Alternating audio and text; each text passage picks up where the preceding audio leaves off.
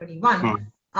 The robustness of general trade, in the sense that, general trade coming back with a bang, and the health of modern trade. So I'll say, Sonali, there are 3-4 seminal events which have happened apart from the pandemic, which have created disruption in the entire retail sector. First is digitalization of the economy, which was happening even before the pandemic. It got a further boost during the pandemic, but it was a process that was on even before the pandemic. Second is formalization of the economy due to demonetization and GST. Third is easy availability of risk capital, because you have now new unicorns being created every single day. And they are creating a lot of disruption in terms of pricing, delivery, etc., etc. Now there are a lot of players in the quick delivery space which deliver within 15 minutes and 30 minutes. And finally, the pandemic. So all these things are leading to significant changes in the customer behavior. I can identify 5 of these big trends that we are noticing. First is hybrid behavior. Customers are deciding where they shop, how they shop, when they shop, right?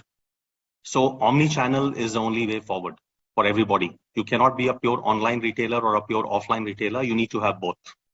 And I have some data where in the case of Metro, even when we are dealing with, business customers like kiranas or hotels and restaurants, people who show hybrid behavior, who shop both online and offline, their buying is 5 to 8 times higher versus pure online or pure offline customer. So you're engaging with them a lot more. So that's one very big trend that we are noticing. But offline retail offers certain benefits. One is, it caters to all your 5 senses. You can touch and feel stuff, you can listen to things, you can smell stuff, you can taste things, right?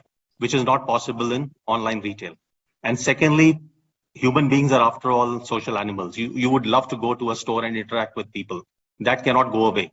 So while in the last couple of years, there has been a shift towards online, I will say that the future is omnichannel. Even for somebody like us, our online sales have grown almost 6 times versus the Jan-Feb-March period. And it's 20% of our business, which is pretty significant. And it's also leading to much higher level of engagement. The second shift that we are seeing across both B2B and B2C is instant gratification.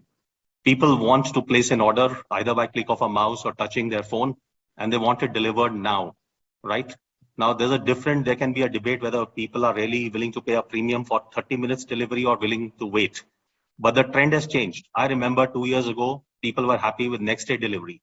Then came same day delivery. Then it became a couple of hours of delivery. Now it's 15, 20 minutes. But there's a lot of cash burn which is happening. And this is important for us because that was the USP of the kiranas, who are our core customers, right? The third is, if you are doing physical stores, you need to offer retailtainment. You have to effectively engage with the customers across all the relevant touch points. It has to be a pleasurable shopping experience. Nobody's going to spend time in the traffic to come to a store for a bad experience. The checkouts have to be super efficient. The staff has to engage with customers. You need to do sampling of food. You need to, have nice areas, maybe a nice cafe where people can unwind at the end of the shopping expedition. So these are things which are becoming must-haves. Finally, it's about one-stop shop for not just products, but services. One of the advantages of online is not just about convenience, but you can pay your utility bills, you can book tickets for hotels, and, you can book your airline tickets. It's also used for entertainment. You can see any movie that you want. The offline world has to adapt itself to it. And we are seeing the evolution of ecosystems.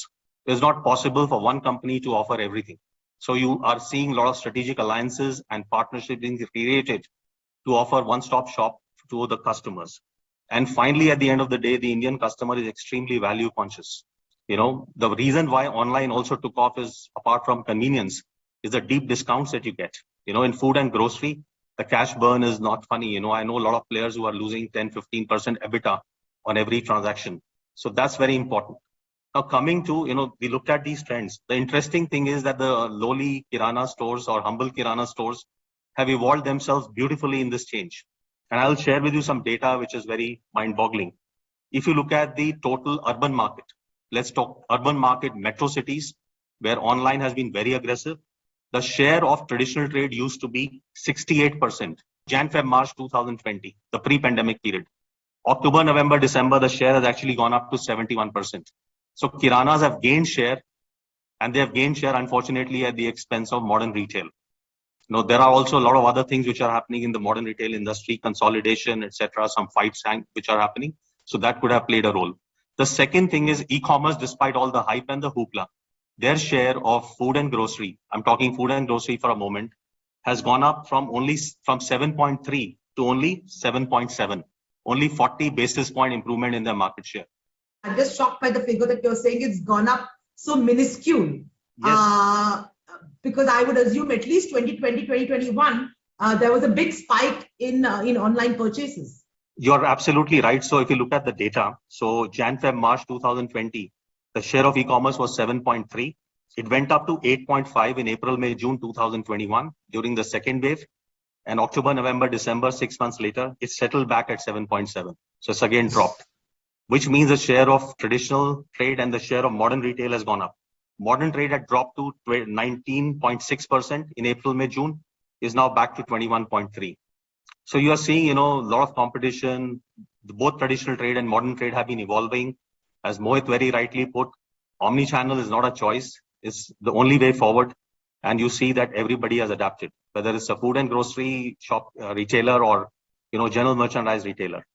So that's what is happening. So it's going to be an interesting space which we must watch out for in the future, because the trend line is not very clear. Even traditional trade has grown, which will be baffling for many people. And we can talk a lot about what they have done, because they have modernized, they have digitalized, they have done everything possible, because for them it was a question of survival.